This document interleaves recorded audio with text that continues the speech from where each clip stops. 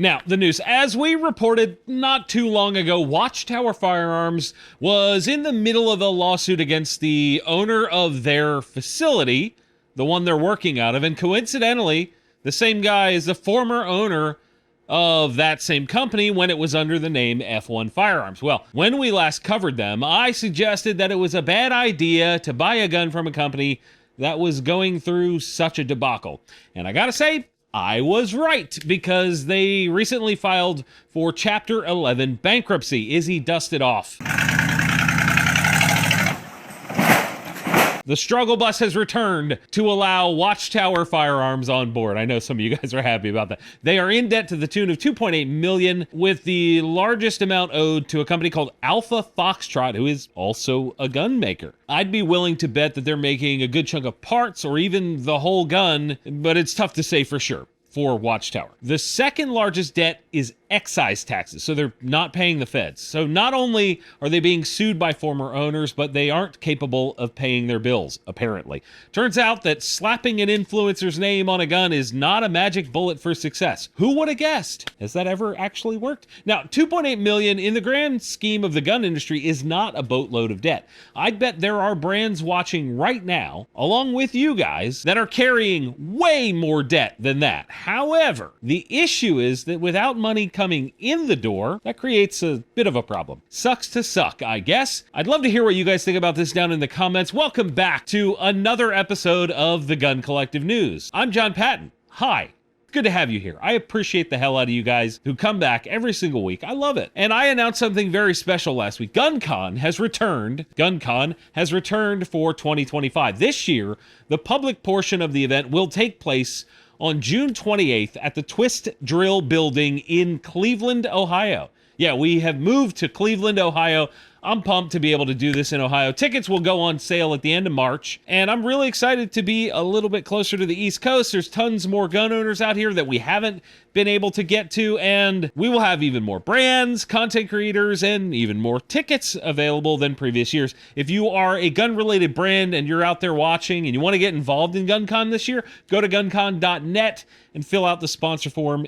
I'd love to have you guys there. How about some new guns this week? First up is one from Springfield as part of their Saint lineup. It's the Saint Victor pistol. This is a 9mm blowback gun, and from back to front, it's sporting an SB tactical brace, the SB-A3 specifically. Welcome back to braces, I suppose. Then you have a B5 grip, Springfield's own nickel boron flat trigger. It's using Colt mags, and the muzzle device is on the end of a 5.5-inch barrel, and they're calling that the muzzle drum. It's basically a blast diverter type thing to probably try and keep people from getting muzzle blasts to the hand, you know, like outward. They're pushing it forward instead. The handguard's a tiny little M-lock thing, just a little adorable thing. And the MSRP for such a combo is $1,100. That's actually not that bad for this kind of thing if it's reliable and good.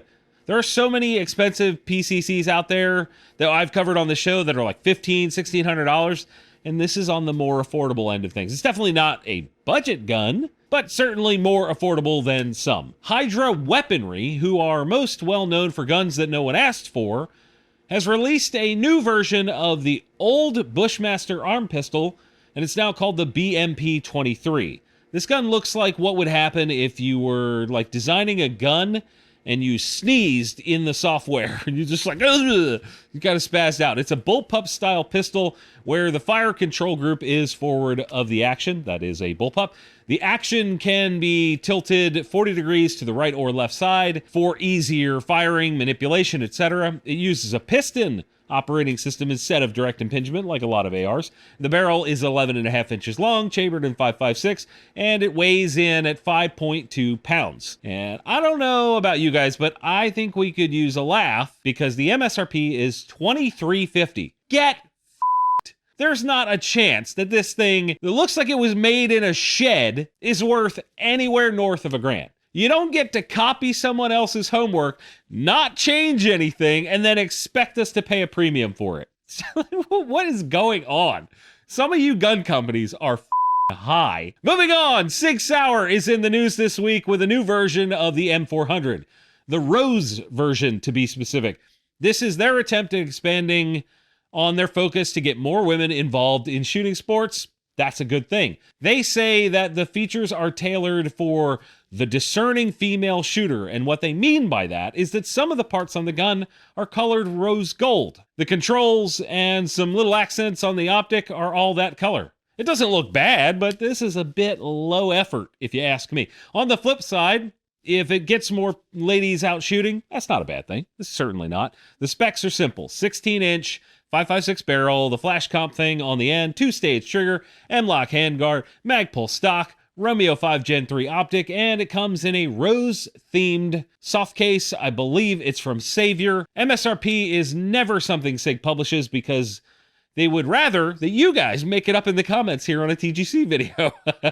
However, I suspect it'll land around $1,200-1,300-ish. I don't know, make it up in the comments. It'll be fun. While you're making up prices in the comments, let's get a word from this week's sponsor, XS Sights. I've been wanting to work with a company like XS for a long time. They offer sighting solutions for all kinds of brands out there, and a bunch of them are meant to be fast while keeping you accurate. For example, I got these 3-dot sights on the Desert Eagle, the Co-Witness style on the Masada Slim, and another more different set on this VP9 build. And since you watch TGC, they set you guys up with a big discount. If you use our code TGC at xssights.com, you'll save 20%. That's massive. Big thank you to XS for supporting TGC. We really appreciate it. I really like their sights. They're great. Let's keep it rolling with this week's friendly fire question. If you want to ask me a question, because a lot of you have wanted to do that, slam it down in the comments and use the words friendly fire so I can actually find your question.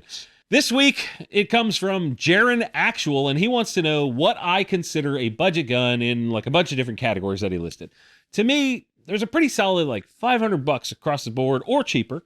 That line is kind of where I think budget gun kind of comes into play. Maybe 600, but 500-ish. It's just harder to accomplish that for certain types of gun. Like a $500 2011 style gun is probably going to be a turd. A $500 semi-auto shotgun is probably going to be a Turkish clone of something. A $500 revolver is likely to be an unrefined pile of junk, even if it does work. Thankfully, we have a boatload of striker fired pistols that are well below that line and bring tons of value. So that's cool. But yeah, that's kind of where I think like 500-ish and below, that's budget. And since we don't have a ton of new releases this week, I'm going to hit another question. Jason Thomas says, for the average shooter that goes to the range like once a month, are these high-end gun prices justified? That's really difficult to say without speaking to each individual person. What do you want out of the gun? Do you want like the ultimate gun, or maybe you only want one gun that's super cool? Or do you want to have a bunch of stuff that's more affordable? Maybe do you want to like LARP and train and become more deadly? It's really all about deciding what your goals are and then spending based on that. For me personally, my job literally is to try and share good info with you guys about all types of guns. And that means I'm going to try stuff in all different price points, so you guys can hopefully use that info to make better decisions for yourselves. If there is something specific that you want me to cover, review, whatever, slam it down in the comments. I try to read most of your comments. Most of them I do actually see. I see your suggestions all the time. Even if I don't get a chance to respond, I am reading what you guys have to say. And I have one last thing to show you guys this week before we roll. Like I said, not a lot going on. This is an optic from ZeroTech USA, and it's called the Halo or Heavy Duty Aspherical Lens Optic. It looks like a tumor, and it carries an MSRP of $400. They claim it's waterproof, fog-proof, and shock-proof. And I say that's worthy of firing out of a potato cannon if they send me one. What do you guys think? Should they do that? They might. I doubt it, but they might. See y'all next week. Bye.